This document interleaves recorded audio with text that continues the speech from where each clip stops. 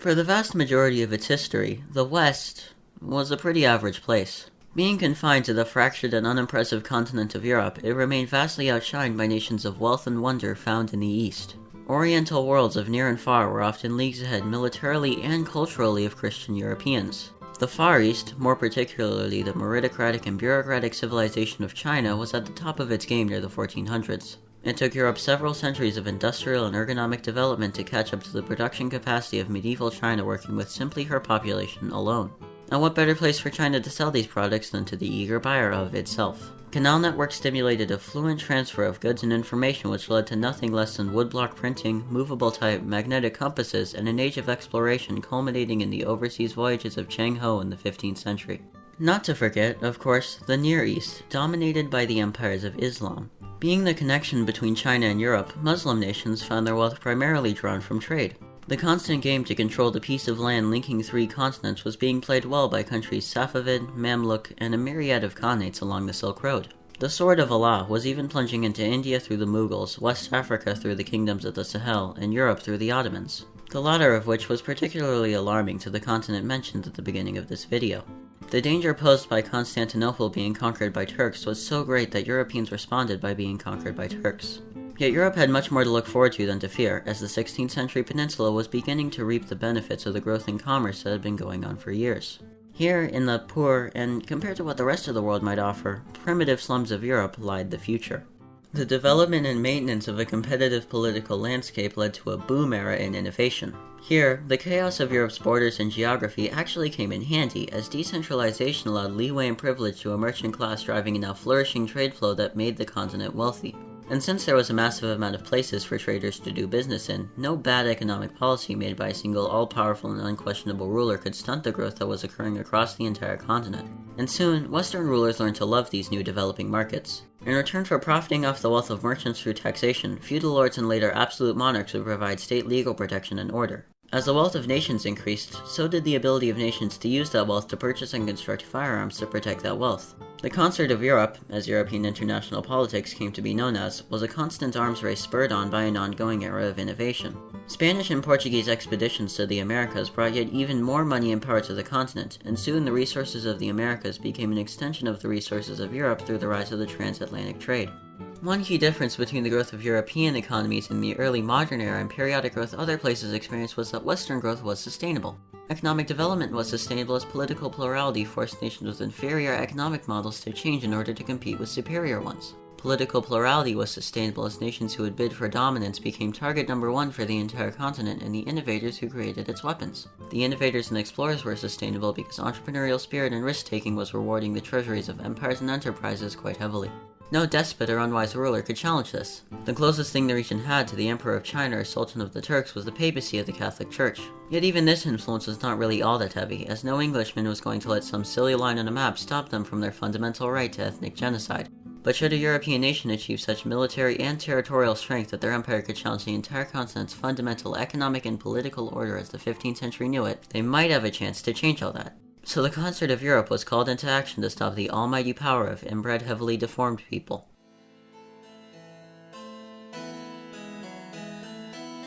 The Hapsburgs were a family hailing from the southwest German Duchy of Swabia in 1020. They didn't, however, plan to make their stay there longer than a few centuries. By playing their cards right, they used royal marriages to inherit a string of territories reaching from the Balkans to Burgundy to Italy to finally the diplomatic master plays of Maximilian I leading to the integration of Iberia and all of their overseas possessions. But with each integration came one more spotlight which fell upon their empire. France found themselves so spooked by the sudden acquisition of power that they were willing to align with the Turkish Empire they considered to be infidelic just to stick it to the Hapsburgs. But hey, at least everyone else is Catholic, right? Not so fast. In 1517, Martin Luther pinned a list of 95 things Catholics probably won't tolerate, which gave the Catholics 95 more things not to tolerate. And don't worry, if God tolerates it, we'll just pay him not to, right? The Protestant Reformation that spawned from these 95 theses added a little drop of religious holy warring to the mix of European affairs. The Hapsburgs ardently stuck to their Catholic ways, Northern Europe leaned Protestant, and France honored their French cultural traditions by collapsing into a civil war. The Habsburgs took on the mantle of the Catholic Counter-Reformation, being the main anti-Protestant combatant in the following upheaval and military conflict that came naturally out of centralization of European states and wars. With this, they found themselves besieged on all sides. The Turks smashed their armies against an Austrian empire that had become the bulwark of Europe. The Protestant Union of German states aided by Sweden fought hard against duchies loyal to the empire. Back and forth invasions of and by France, Portuguese wars for independence, protecting the American territories from enemy fleets, England and Spain both demolishing each other's armadas, and fighting a newly created Dutch republic founded upon the patriotic principles of having a language that bends the laws of reality. Ultimately, despite the material wealth of Spain, the trade capital of the Netherlands, the gold and silver of Latin America, and the financial centers of Germany, they still found themselves defeated, divided, and without a ducat to spare at the end of it all. So why did the Habsburgs lose? Simply put, economic reasons were at the core. The growth of the Spanish economy was completely stunted by war and some flat-out stupid measures implemented out of religious zeal. Their sources of income did not catch up with their expenditure, and they found themselves taking out multitudes of loans as the costs of war outweighed the spoils.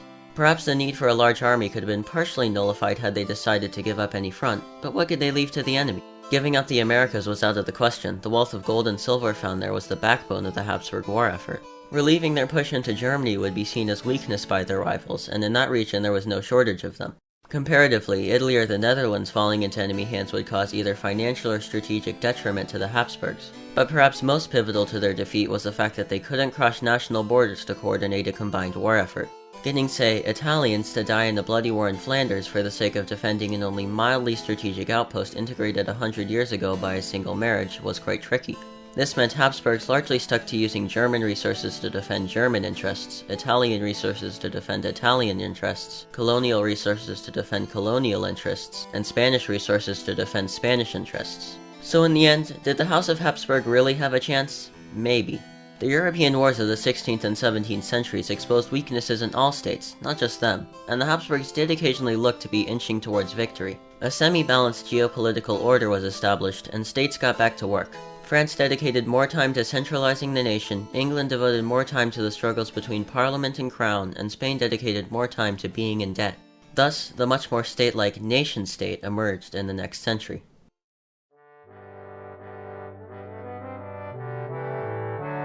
If the 1500s and 1600s were the era of continental divides, the 1700s were the era of great powers. Upscaling of army size and technology slowed down. Development and warfare of this era were mainly in the professionalism of centralized armed forces, as well as military infrastructure and academies to support intellectual development of standing armies on a national level.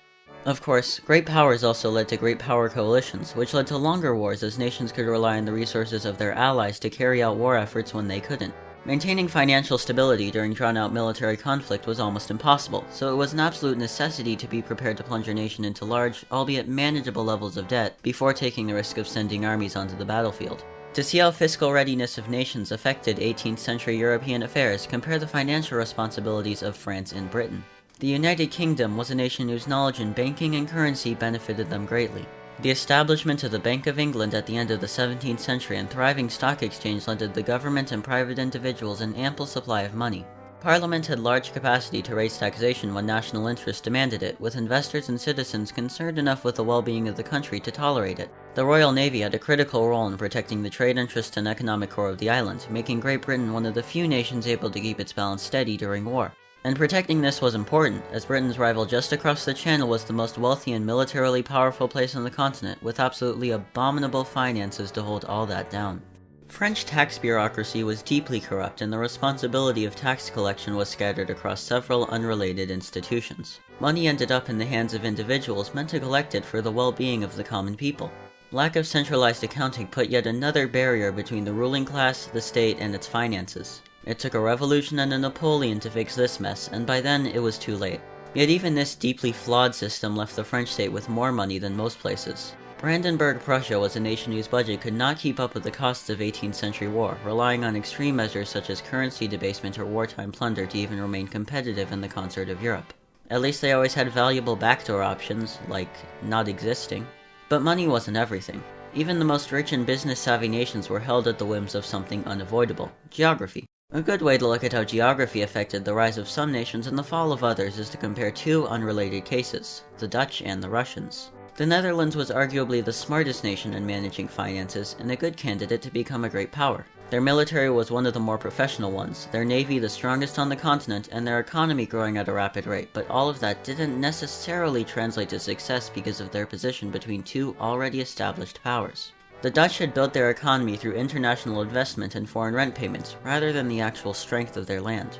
This not only made them a vulnerable target for tariffs, but also meant that they lacked enough domestic value to gain the shiny position of a great power. 2 million Dutchmen working with shallow waters simply could not compete with a close-by French corps of 20 million people and a royal navy of 100 ships strangling their colonial interests. The Dutch managed to dynastically align themselves with England in 1689, but this made their entire existence reliant on good relations with another country, a subservient position that any independent powerhouse would want to avoid. Russia was in a completely opposite position. Financially underdeveloped and technologically backward, they were nothing like the rest of Europe. Yet they weren't in a bad situation. They were bordered to the west by Poland-Lithuania and to the north by nobody except a few overweight seals, who arguably posed a greater threat than Poland-Lithuania. And to the east is a ton of valuable land important for Russian time-honored traditions like freezing to death. Embarking on a limited campaign of modernization, the Russian government began to build a bare-bones Western economy to supply their military ventures. They marched forward in all directions, beating Poland, Sweden, and the Ottoman Empire handily and securing a gateway to the west. They faced only militarily backward societies when colonizing Siberia, so this land was easily secured. Yet the Russian frontier was like a one-way mirror. Russians had an in on European affairs, but Europeans had no way into Russia. Just a simple stroll to Moscow would make you regret your life choices. This could hardly be said about Russian excursions into Berlin and Paris, who solidified the Great Eastern Bear's role in Western politics. A similar story of a nation distant from Europe whose economic development and territorial expansion allowed them to pose a casual threat to great powers was brewing in the Americas. But I'm sure their threat will only remain casual, right?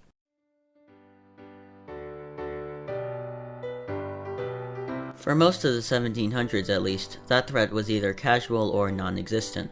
British international worries laid not across the pond, but across the channel to, as you might guess, France. The Dutch, English, and large parts of Western and Central Europe fought hard to provide a counterbalance to the French military, which worked, sort of. Western alliances did inflict significant defeats on France, even when their opponent had Spain on their side. But these defeats always seemed like half-victories. Costs for both sides were enormous, and although France was usually left bruised, they often had enough to make a comeback a decade or two down the line. However, the War of Austrian Succession and the much more consequential 7 Years' War raised the stakes a little. The three monarchs of the East, Austria, Russia, and Prussia, were at each other's throats, and in the 1740s through 50s their ambitions linked up with the old Anglo-French rivalry in the Channel. In the 1750s conflict, Prussia settled on allying with the British Isles. Austria and Russia settled on murdering Prussia. The much larger alliance between France, Austria, and Russia had a seemingly obvious advantage, but British economics and Prussian excellence managed to score these two a victory. Oh, and Russia spontaneously falling asleep might have had something to do with it. Prussia was enabled to finally secure new gains, and Britain came out of war practically drunk with victory. So much so that they'd actually left the colonists in North America to make their tea for them, however found that they may have mixed up the steps a little bit by dumping it all into the ocean. The American Revolution had much larger European implications than the name might suggest. This time, the roles were reversed. France gave subsidies to her allies and fought an overseas war, while the United Kingdom fought a long, bloody conflict of attrition on land. For the first time, Britain had just about no friend on the continent to subsidize an arm against the hostile European powers of not only France, but also the Dutch and Spanish. Their enemies were also able to compete at sea, as Britain was so hungover from the 7 Years' War that they even let the French dump a pile of wood into the ocean, and attach a piece of paper to it, and call it a ship, and then refer to the several abominations they just assembled as a navy. In the end, the UK's dominance on water held, but at the expense of being forced to allow the American colonies independence. Yet this did little to change the overall situation of the British, as France had practically destroyed as much of their treasury as they did English soldiers in subsidizing the rebels in America. Enter the revolutionaries. France was full of them, and Europe was not prepared. After overthrowing the government and slowly eroding the power of the monarch, the French Revolution turned its attention outward to rumors that the rest of Europe might just intervene. Once again an alliance was assembled against France, but this time the French had the momentum of the birth of the Enlightenment and liberal ideas, contrasted with the uncertainty and conservative action of the ancient regimes. French troops rammed into Allied armies with enthusiasm which showed results quickly at Valmy. In just the next year, King Louis was found guilty of having his head on his body, which went strictly against Enlightenment ideas. France carried on with this momentum to defeat a second coalition and secure peace at Amiens, something which was kept for a grand total of 3 years, before a Corsican general by the name of Napoleon took charge to make a third coalition howl at Austerlitz. Napoleon made great powers into great puppets, securing an uneasy dominance over the continent by 1807. Yet there still sat across the waters of the Channel a nation whose finances were untouchable, whose industry only grew stronger through war, who had throttled French expeditions to Egypt, and whose united kingdoms remained relatively unharmed. All until, maybe the continental system? Maybe until the continental system, if the continental system wasn't full of holes. The smugglers, the Spanish, and the Russians all had breakups with Napoleon and provided temporary relief to the British. Futile war in Iberia and the mass trimming of the Grande Armée in Russia prompted a coalition of nations who saw a contradiction between French Enlightenment and Napoleonic authoritarianism to finally put an end to the French Empire. Despite the brilliance of the French emperor, he had lost the elite body of his army and could not survive this final European onslaught. Being exiled to Elba, he did decide to make a small cameo back to France and was crowned emperor of dying from stomach cancer. At Vienna, the great powers set out redrawing the borders of Europe to create a balanced and strict incentive to avoid war. Yet a world of complete equal power among European states was only fictional. The UK came out of the 18th and early 19th centuries in a position to ascend to unseen heights.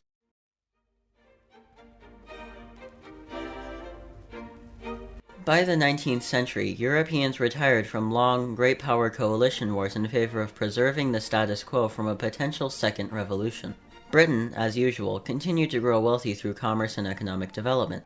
As a leading nation in the overall decline of trade barriers and protectionism that over time made the world smaller and more connected, commercial and financial links flowed out of the UK.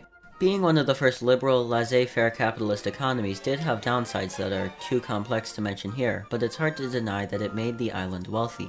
So get back in those factories, these workers' rights aren't going to abuse themselves. Stop focusing on the military, upgrade the navy just in case, colonize every piece of land, doesn't matter what value, quietly invest in foreign markets, and let the world run its own course, was Britain's game in the 1860s. Continental politics was dominated by the middle powers, first of whom was France.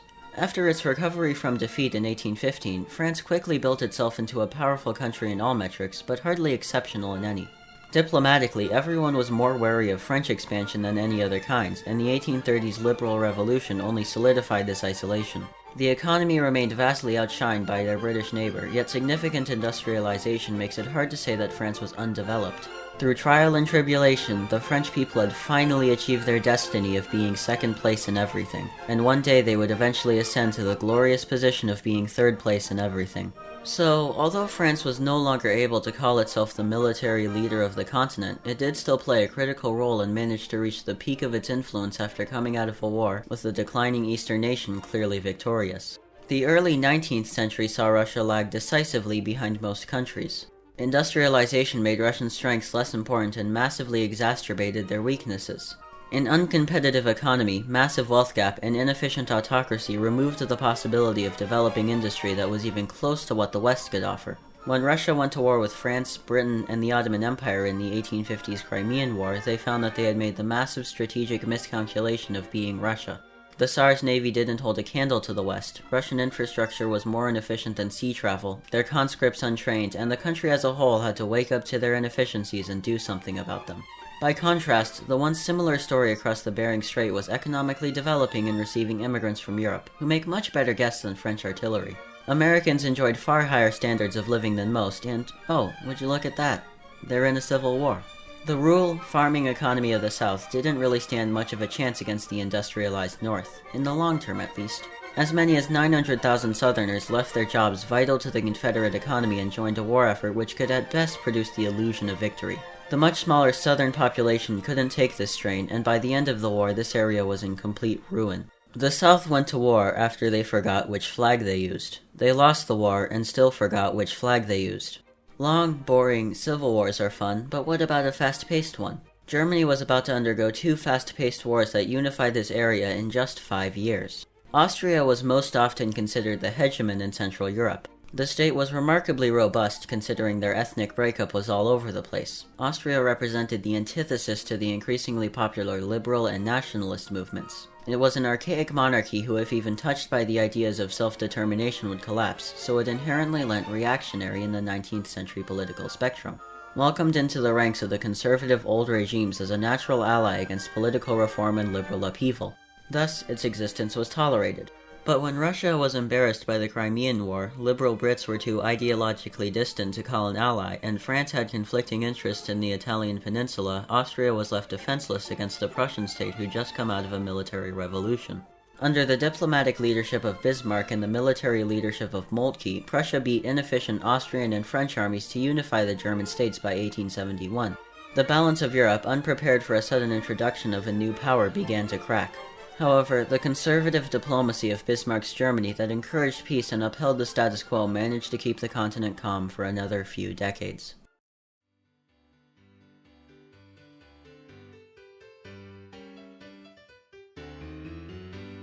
The period between the 1800s and 1900s saw the emergence of two types of great powers: the newcomers of Italy, Japan, and Germany, as well as the traditional powers of Britain, France, and Austria.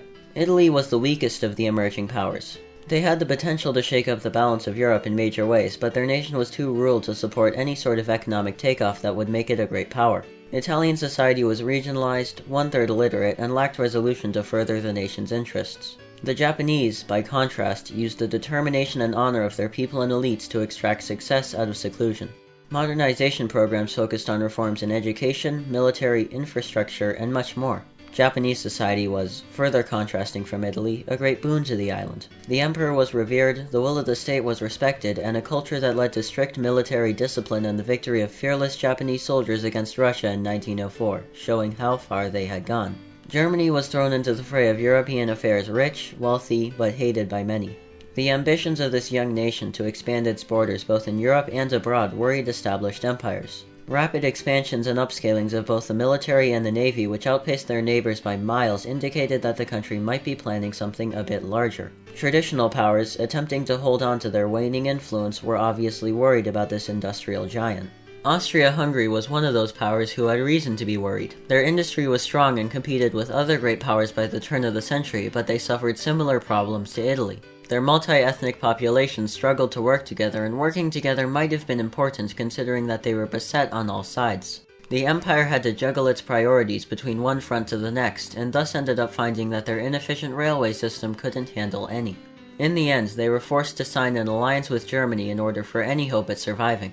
France, comparatively, had a nation rather unified in its aims, coordinated by a common hatred of Germany's rise. This unity was important as France was a bit of a mess during this period. Political instability and hostilities between the army and the Republic were kept in check by nationalist and patriotic tides. Facing a war against Germany alone would be a death sentence, however, so Paris looked for allies. One of which was Great Britain, who was a good example of a traditional power in decline. The empire was overstretched, Canada had to be defended from an increasingly assertive USA, Pacific territories had to be defended from the modernizing Japanese Empire, and the rest of the world had to be defended from Australia. They were also losing the head start they once had of being the first nation to industrialize and the unquestioned ruler of the sea. The globe was catching up, but they were still wealthy and large, and a naval powerhouse and still capable of demonstrating it. However, the difference between traditional great powers and newcomers was not something that directly translated into how international alliances were organized, and it doesn't even mention anything about the economic powerhouse that was the early 1900s USA or rapid industrial development of Russia. Those cases will be covered soon. The actual alliances drawn said much more about the individual interests of these powers, rather than their position as defending an old empire or building a new one.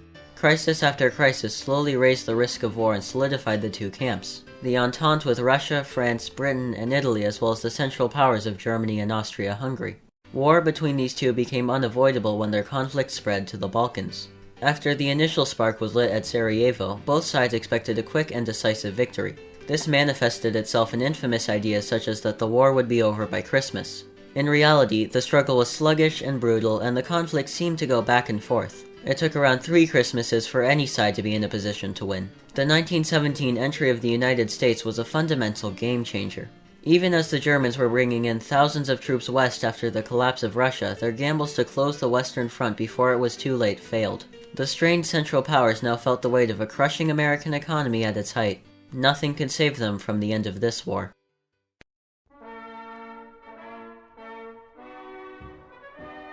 But what might have been saved was the treaty that came after. Although not universally hated, the papers signed at Versailles and elsewhere at the end of the First World War were seen by many in the victorious states as an empty and pointless conclusion, while it was seen by the losers as the theft of their glory and transition into decline. American loans flowed across the Atlantic to European governments in the 1920s to keep the post-war economies alive, all the way until the stock market collapse and America's economic retreat from foreign markets in 1929. The ripples caused by this sudden removal of a lifeline Europeans unwisely grew dependent on created a general discontent within the populations, which led, naturally, to political polarization. On the left, the laboring classes grew increasingly interested in a socialist critique of the economic system itself, a demand that the power of the bourgeoisie class be torn down, and a curiosity for the ideological achievements of Soviet Russia. Much more ominous, however, were the developments of the political right. Conservatives rejected internationalist liberalism and called for the protection of their nation through the direct means of expanding borders and enforcing its will upon others. Their much more radical fascist counterparts endorsed a nationalist glorification of the First World War, as well as wanting direct action against those who they perceived to have ended it, i.e., the dismantling of liberal capitalism, the crushing of the Russian Bolsheviks, and the extermination of the Jews. Fascists used the fears of this disturbed world to paradoxically hate everybody, yet be loved by everybody. They seized power in three main countries: Italy, Japan, and Germany. Italy elected fascist Humpty Dumpty and suffered the consequences of electing fascist Humpty Dumpty. Japan had a booming economy, growing almost threefold during the interwar period. However, this had large and complex costs. For industrialization to take place on this resource-starved island, the need for foreign materials was high. Thus, securing the rich lands around them through military means was seen as rather important. Militarists seized more and more influence in the government, and the nation got to work building a massive army with cool battleships to accommodate. The wars they waged with this military were internationally unpopular and put Japan's vital trade with the British, Dutch, and Americans at risk. This would back them into a corner that they found a very dodgy solution to in 1941. Germany, under the absolute will of Hitler and the Nazis, was hell-bent on changing the political balance of Europe as soon as possible. The Army, the Navy, and the Air Force were rearmed at a rapid rate, but the costs were heavy and hard to pay. The economy couldn't afford the price of foreign materials with their industry completely geared towards military production. Nazi annexations of Austria and Czechia were not just helpful, but necessary in meeting the Wehrmacht's expenses. Yet, this expansion could only continue for so long. What would happen when the Nazis inevitably had to face the neighbors who had defeated them all the way back in the First World War? France and Britain were ill-prepared to handle the role they had been given as defender of the continent. The early strength of France coming into the 1930s was thrown off a cliff when the economy crashed in 1931. Domestic spending and smaller income left little room for the military.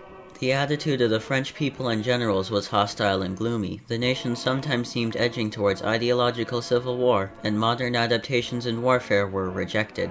France couldn't rely on Britain either, because Britain couldn't rely on Britain. Brits felt after the hollow and boring conclusion of World War I that fighting on the continent was pointless, and the now virtually independent relationship between the UK and her dominions left them weak either way.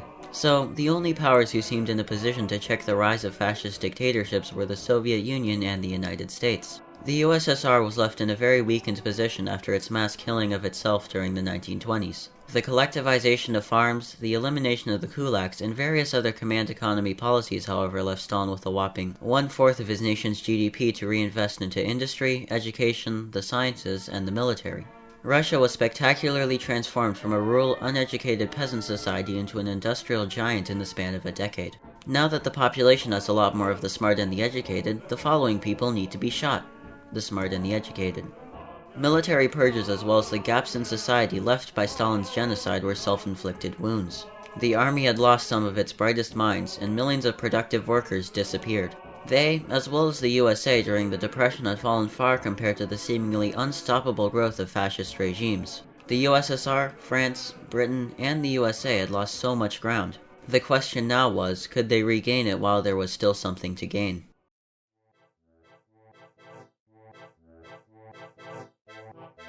The International League of Nations, an organization formed after World War I in hopes of preserving peace, had a clear goal in the 1930s: be useless. The failure to stop Japanese transgressions into China or Italian invasions of Ethiopia led the group to be quickly discredited. The shaky coordination between the Americans, British, and French eliminated any worries that fascists had of a unified democratic response to their buildup. With the world led by people like Neville Chamberlain, the fascists were allowed to bend the borders, so long as they didn't break them. All this changed when Germany, looking to avoid a two-front situation, signed a pact with the Soviet Union, who was looking to avoid any situation.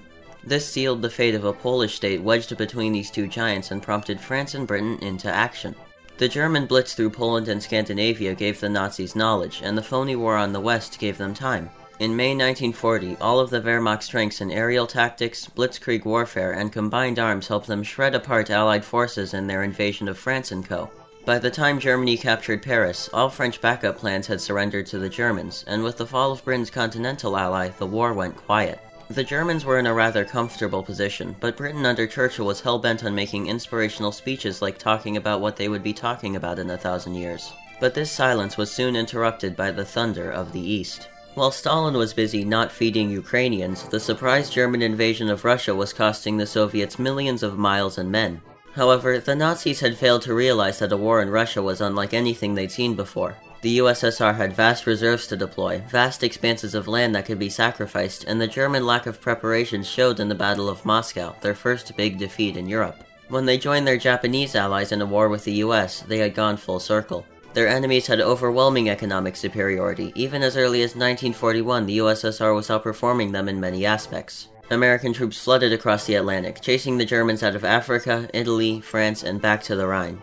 The Japanese fleets were completely decimated by US aircraft carriers in the Pacific. The Soviets continuously lost more men than the Axis, but continuously had nearly double the number of active soldiers. German tank divisions were smashed in their last attempt at victory near the Russian city of Kursk. Less than a year later, the Allies captured Rome. Berlin was occupied by the USSR in May 1945. 3 months later, the city of Hiroshima got a close-up view of the new age that their empire would not last for. This war saw the total eclipse of the traditional European powers. Russia and the USA were now unquestionably dominant. The American GDP more than doubled from around $90 billion to around $220 billion during World War II alone. Their global influence was cemented by the smashing of trade barriers through international banks and agreements such as the IMF or GATT. America was now well invested in keeping streams of raw materials flowing towards the States. The ideas and values that the Republic espoused of free trade, internationalism, and democracy were now spread across the globe. No matter who you are, America always wanted to do the lucrative business of selling you to itself. If you dislike this deal, you are legally a terrorist. Just like the filthy goddamn commies across the Atlantic. Russian conquest and subsequent establishment of a plethora of puppet states in Eastern Europe brought their global influence to its height. Yet their economy was devastated by an intentionally brutal German occupation and one-side focus on military production during wartime expansion. The small economic miracle that happened here was really a return to pre-war levels. Stalin once again had to shake up a bureaucracy and high command, and crackdowns of political opposition were also instated to once again secure loyalty and discipline. The coming of the atomic bomb also served to bolster the bipolar international order between the USA and the Soviets, with the possession of the most advanced nuclear arsenals, giving the two the power of infinite destruction of potentially even humanity itself. Whether you were a Chilean socialist or Hungarian Democrat, being on the wrong side of the Iron Curtain was never a good idea. Hostile rhetoric towards communism among Western politicians prompted a Russian response in the form of increasingly negative depictions of America in Soviet media. The powers could only seem to get along when the fate of the world was at stake, thus brought in an age of brinkmanship.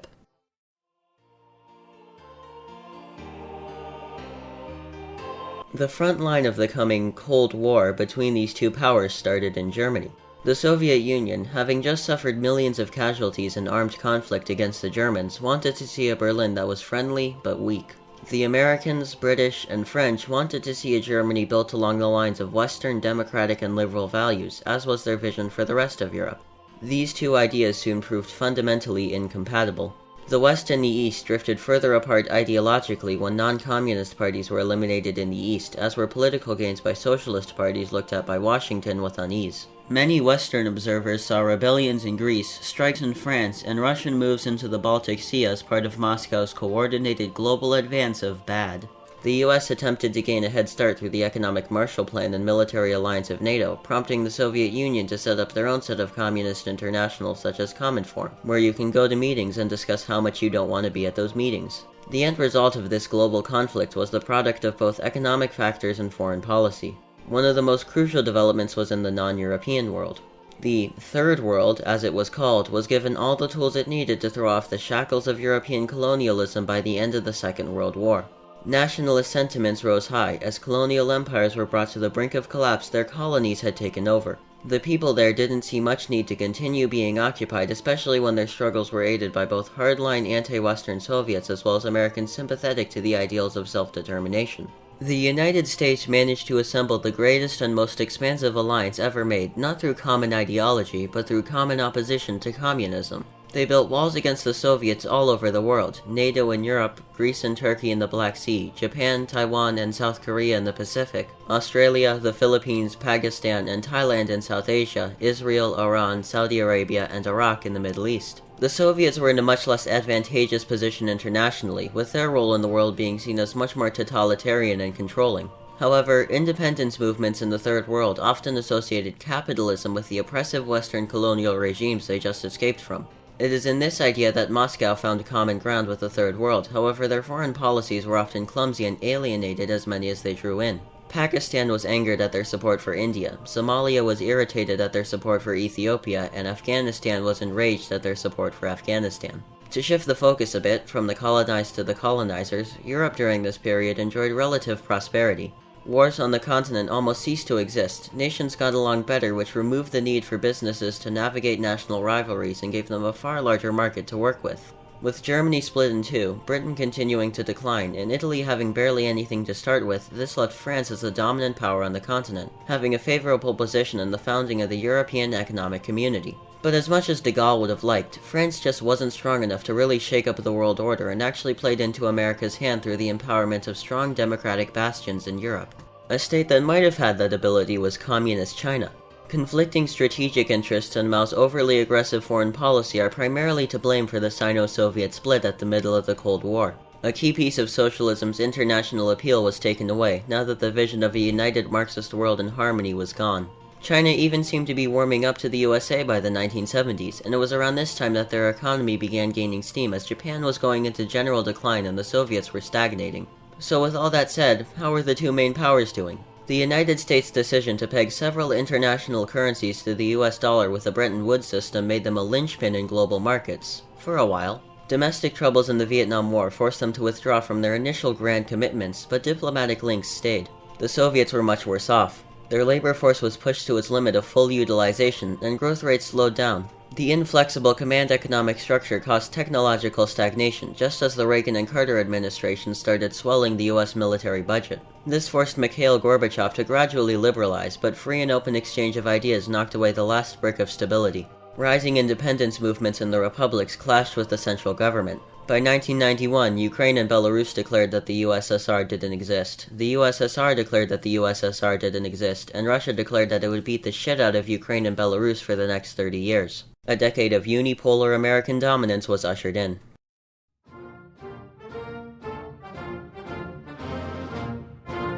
Americans and Europeans alike felt in the 1990s that they had finally won, so to speak. The American voter base chose to cut short the term of Bush Sr. despite his relatively successful foreign policy in favor of Democratic candidate Bill Clinton. A few decades and presidents later, and the mood seems to once again be gloomy. American presidents have for a long time campaigned on idealist, generalized, and simple foreign strategies that get turned on their head by the way events play out. September 11th comes to mind. There was never a time in which the Western Bloc had complete control over world affairs, but they did used to have much more influence, face much less resistance, and have much more power. The loosely tied Atlantic alliance between Europe and America now faces many challenges. The three main external problems appear to be Russia, China, and the Middle East. Boris Yeltsin was almost never a popular politician, and his attempts to give Russia a more westward outlook were interrupted by NATO's threatening expansions towards the Baltics and Balkans, right onto Moscow's doorstep.